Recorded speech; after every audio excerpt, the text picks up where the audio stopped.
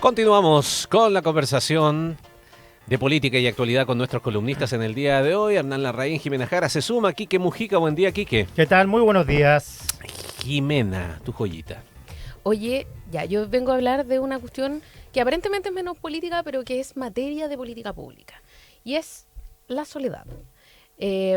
La soledad no como esta necesidad que tenemos como para poder serenarnos, encontrarnos con nosotros mismos o ser parte como de un momento contemplativo, sino que la soledad como estructural. Y aquí leí una columna muy buena de Ricardo Abuad, profesor de la Universidad Católica, que dice que en 1992 el 8,3% de los hogares chilenos era unipersonal. Y en 2024 es el 21,8%, es decir, 1 de cada 5 hogares es solo de una persona. Y hay regiones donde ese número es mayor, como Magallanes, Valparaíso o Aysén, con casi el 27%. En Providencia, donde estamos en este momento transmitiendo, los hogares unipersonales llegan al 38,9% y en la comuna de Santiago al 41%. Entonces, ¿quiénes son los que están más solos? Los adultos mayores y los adultos jóvenes. Un estudio de la Católica del 2023 muestra que el 32% de los adultos mayores y de los jóvenes, de los adultos jóvenes que viven solos, no tienen amigos. Entonces, esto es una cuestión muy compleja y una de las primeras como razones que venimos conversando hace rato ya es la nuclearización de la vida y de las familias, ¿cierto? Las casas son más pequeñas, las formas de organización familiar son más pequeñas, pero la segunda, que está tomando además cada vez más fuerza, es la profusión de las redes sociales y concretamente de la inteligencia artificial. ¿Sí? O sea, que se puede vivir con inteligencia artificial. O sea, se puede vivir, pero se puede vivir muy mal, ¿no?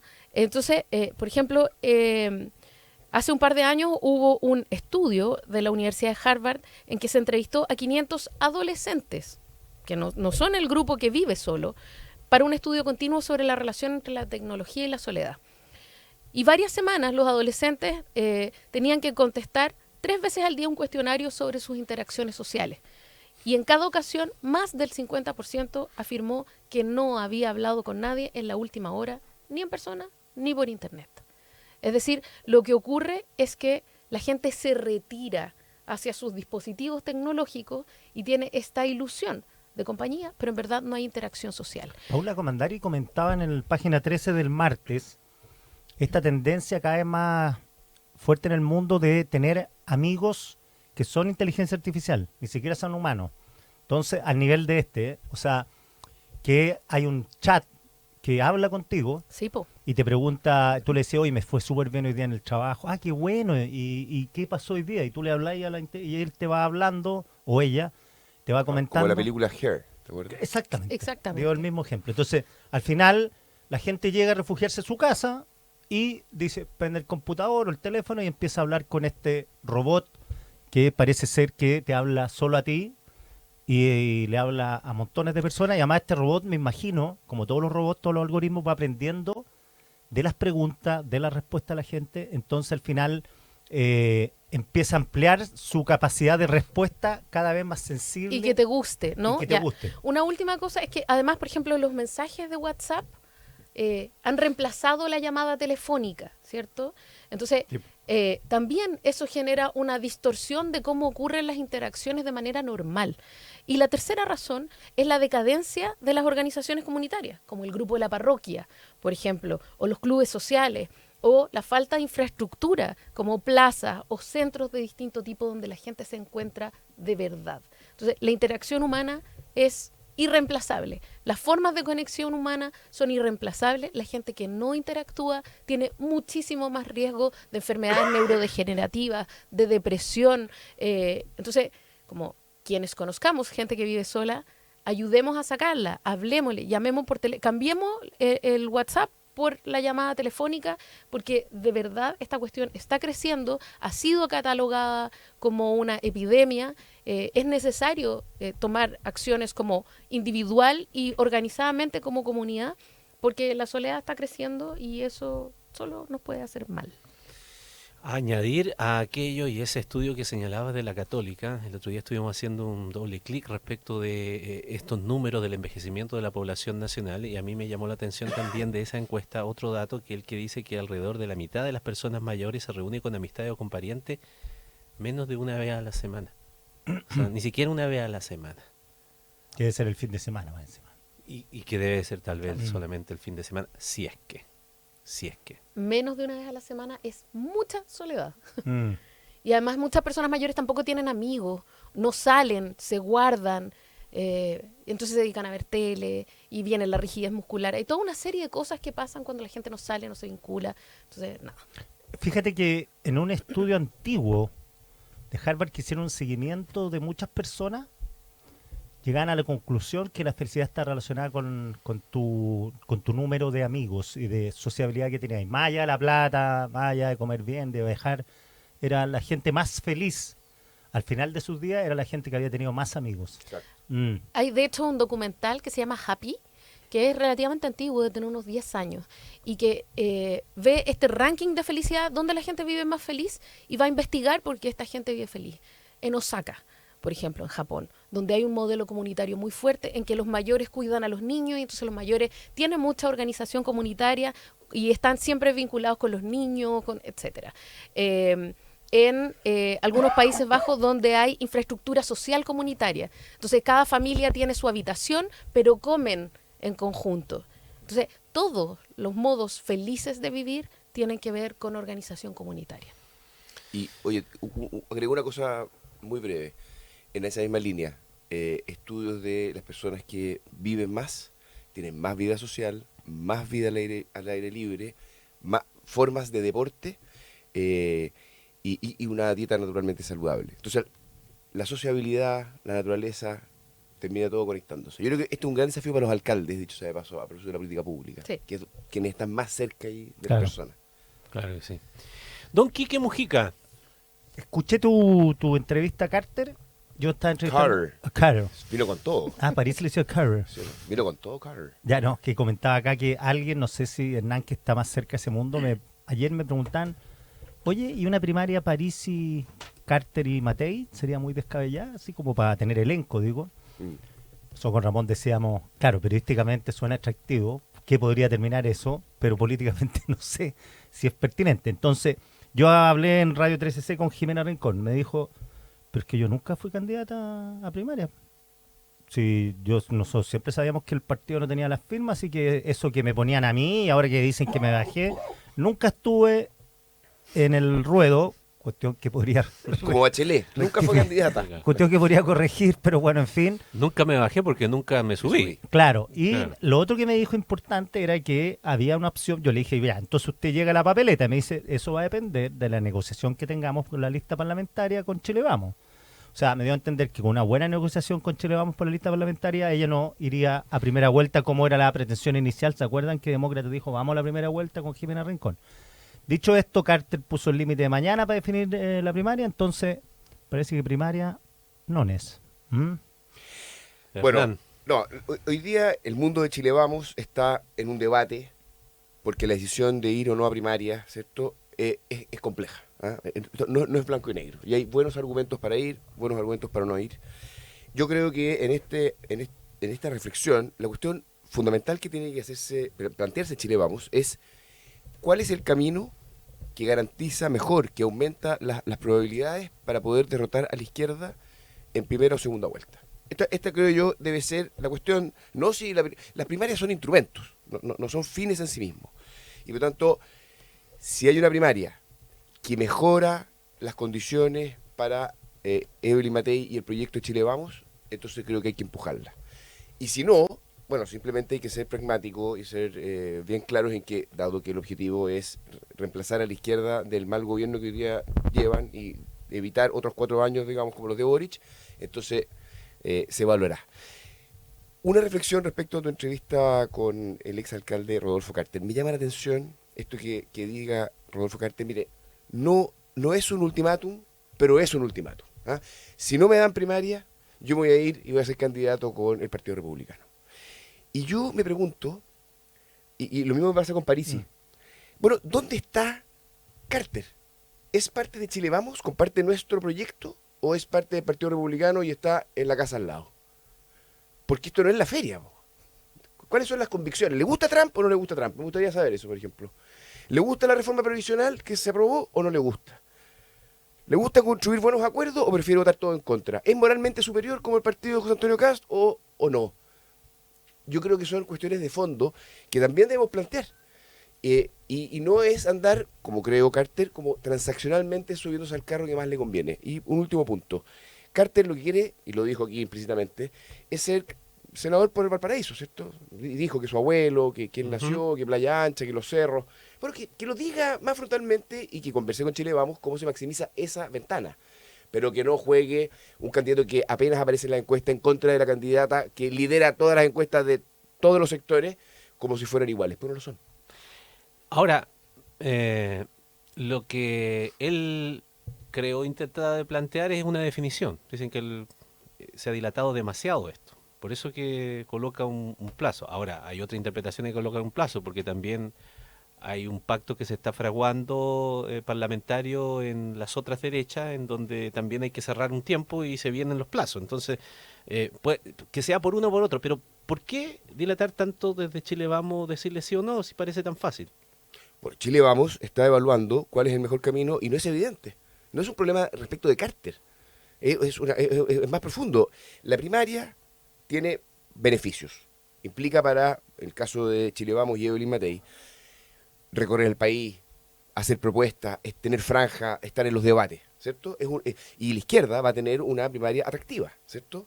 No creo que sea el Festival de Viña, como dijo Festival de Viña, dijo. No, porque vino con todas las cuñas de Carter. Pero Eso porque todavía no se proclama Bodanovich, porque entonces oye, si no, sí es el festival. Va a tener, yo creo que es verdad que va a tener una primaria competitiva, ¿cierto? Pero tampoco es que hayan candidatos que la estén rompiendo las encuestas en la primaria izquierda. Entonces, yo me lo tomaría con cierta calma y creo que Chile Vamos tiene que tomarse el tiempo, y nosotros manejamos los tiempos dichos de paso, y no los del exalcalde. Jimena. Oye, y como hoy día viene Larraín con todo, ya, pero no te piquís tampoco, si nosotros tenemos primaria, no el Festival de Viña, a rayarnos la pintura. Ninguno de ustedes marca que tanto vienen a hacer primaria. Bueno, las primarias son estupendas, vamos a ver qué va a pasar como cuando sea la hora de competir.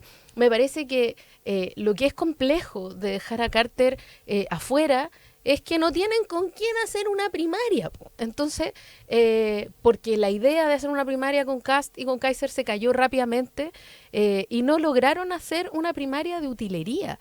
Entonces, no sé qué van a hacer, porque también le están diciendo que no, o están haciendo esperar a Carter en estas primarias, que evidentemente también son primarias como de... No primarias, ¿no? O sea, son unas primarias como para que haya presencia, para que Evelyn Matei pueda aparecer en una franja, para que todas estas bondades de las primarias que dice Hernán, que son ciertas, ocurran, porque no tenerla es una locura, o sea, una locura perderse toda la exposición y todos los recursos que el Estado destina a quienes van a primaria, by the way. Entonces, me parece que llegar y desplazarla, porque el candidato no es atractivo, es complejo. Es complejo llegar directamente a primera vuelta cuando, además, Evelyn Matei viene compitiendo hace mucho rato, entonces ya hay un desgaste lógico y estos otros candidatos se van con todo y además compiten mal, ¿no? Entonces yo creo que ahí hay una consideración que hacer.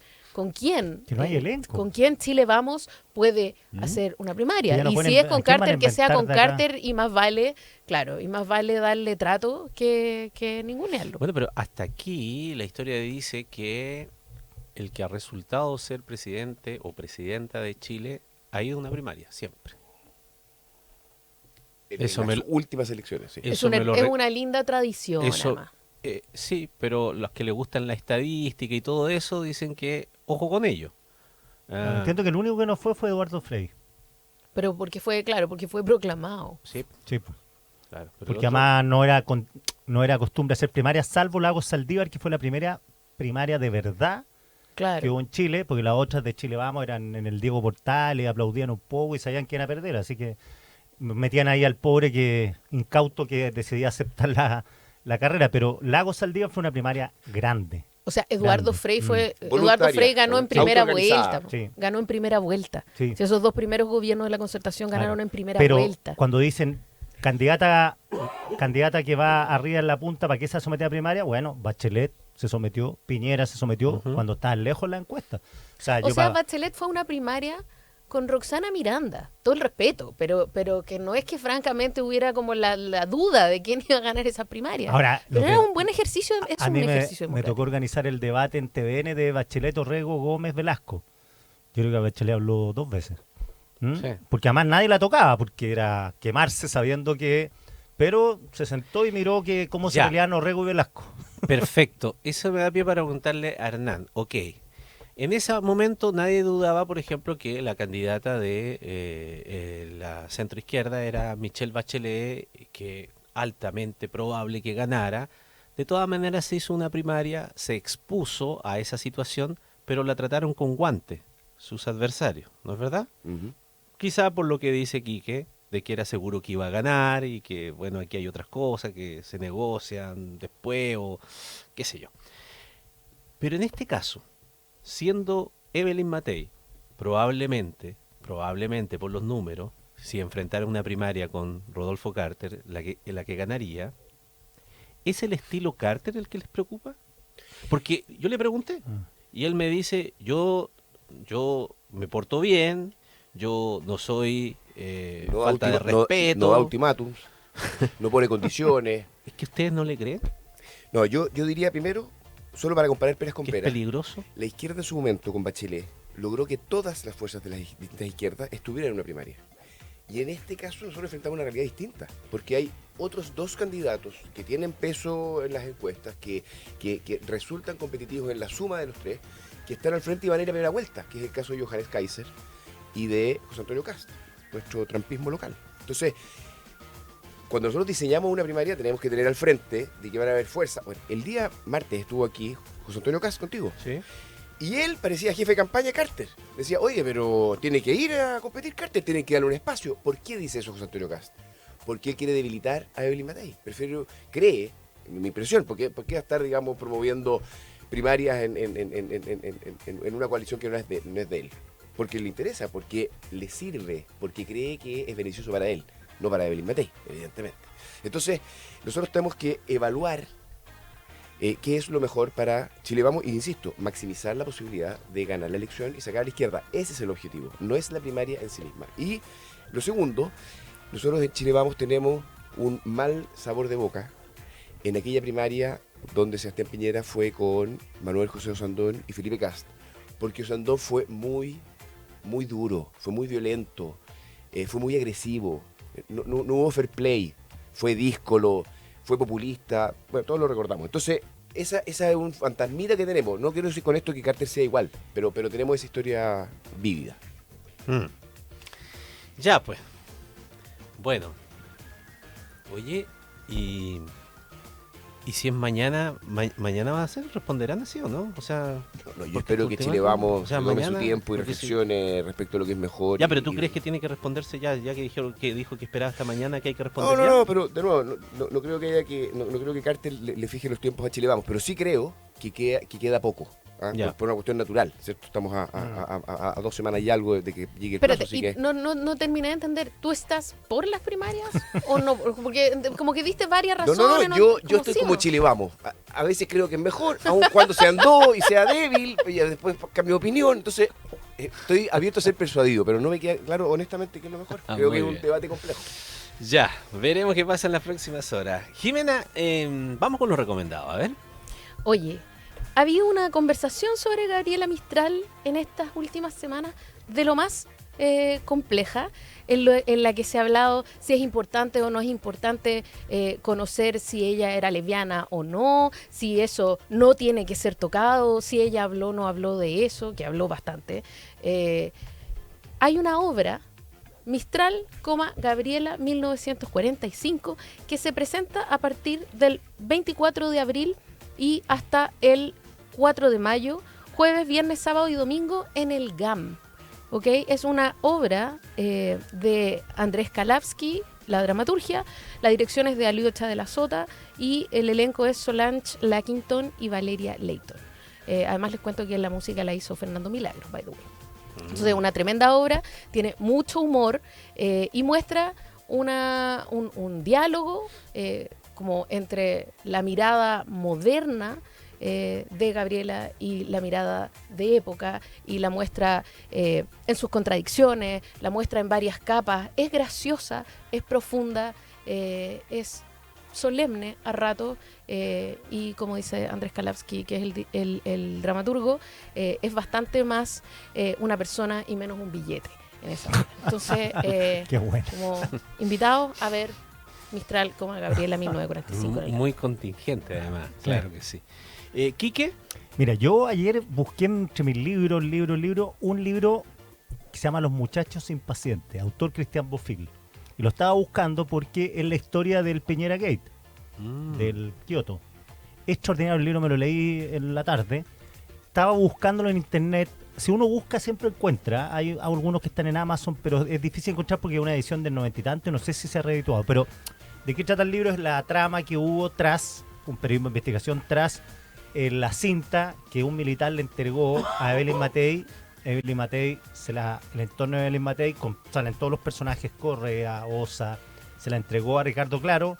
Como Ricardo Claro decide ir a su canal y poner esto, una cuestión insólita, cómo algunos periodistas sabían o no sabían, cuánta gente sabía y que dijo que no sabía, cómo lo fueron descubriendo de a poco, cómo la pelea en Renovación Nacional Interna por la pugna entre Alamán y Jarpa.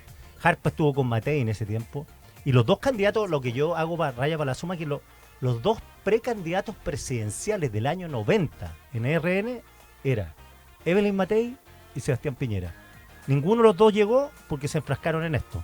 Pero eran los dos candidatos a la derecha. Pues bien, Pinochet metió porque el movimiento eso que hicieron de entregar el cassette era porque Pinochet no quería que prosperara una candidatura de Piñera, porque Pinochet tenía en su idea presentarse como civil en una elección futura y veía a Piñera y a la derecha renovada como un peligro.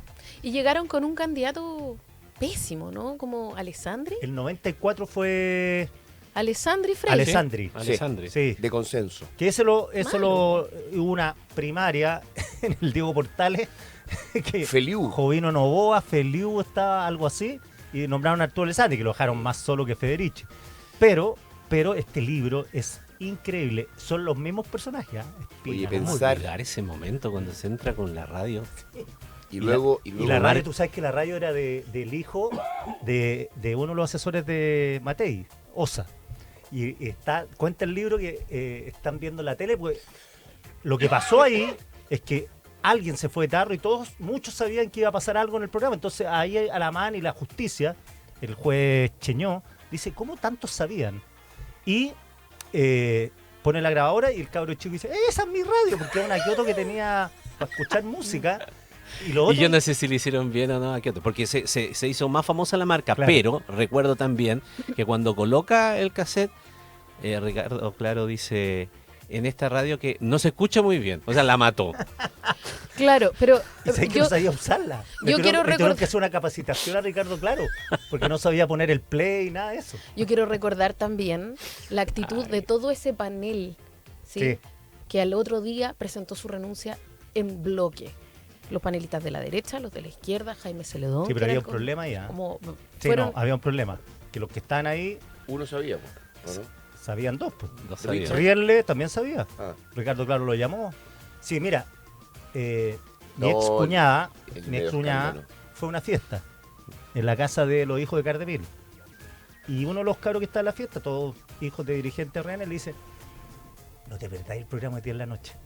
Upa. La llamaron a aclarar, chica, la llamaron a aclarar porque todos andan diciendo, tenéis que ver lo que hay en la noche. Entonces, ese cassette anduvo circulando y dicen que, en el libro, que Evelyn Matei pidió que se editara porque había una conversación de Alamán también en esa cinta y que pidió que la sacara. Bueno, mira cómo se escribe Oye, la historia. el podcast de Quique Mujica hoy día. Ya. Oye, sí. ¿Y tú recomiendas? Ay, no hablemos más de este tema. No hablemos más de Kioto. ¿Para qué vamos a hablar de Kioto? Una gran historia de quien luego fuera 2 veces presidente de la República y tal vez ella la próxima, quién sabe. Oye, yo quiero recomendar un libro de verdad para todos los candidatos o precandidatos presidenciales. Acaba de ser publicado hace pocas semanas. Se llama Nuestro Pedacito de Cielo, del periodista Carlos Basso. es es básicamente la historia de cómo entró el tren de Aragua a Chile, cómo opera, les quiero decir de una crudeza, y los pulpos, los trinitarios, y en el fondo cómo el crimen organizado se estructuró ahí cuando nosotros estábamos en la pandemia, post estallido y no cachando nada. Nuestro pedacito de cielo es Chile. Y así se referían internamente en el tren de Aragua a nuestro territorio. Título. Les quiero decir que es muy útil para entender la complejidad que hay, cómo operan. Quiero decir, dicho sea de paso, yo no conozco a Carlos Vaso, pero es de un coraje este periodista, porque no se guarda nada. ¿Ah? Así que mis respetos a su trabajo. E insisto, la principal preocupación de los chilenos es la delincuencia, y creo que este libro es una contribución brutal para entender el fenómeno. Grupo que Donald Trump apenas asumió, lo metió en el grupo de las organizaciones terroristas del mundo. Está Sí. con Al Qaeda, el Ejército Islámico. Exacto. Carlos Vaso ha hecho libros también de ficción relacionados con... algunos he leído también ahí, sí. Sí. Tremendo libro. Nuestro pedacito de cielo, Carlos Vaso. Ya, ahí están los recomendados entonces de nuestros columnistas en el día de hoy, a quien como siempre le agradecemos su participación. Jimena Jara, Hernán Larraín, Quique Mujica, que tengan un excelente día. Buen jueves. Buen jueves.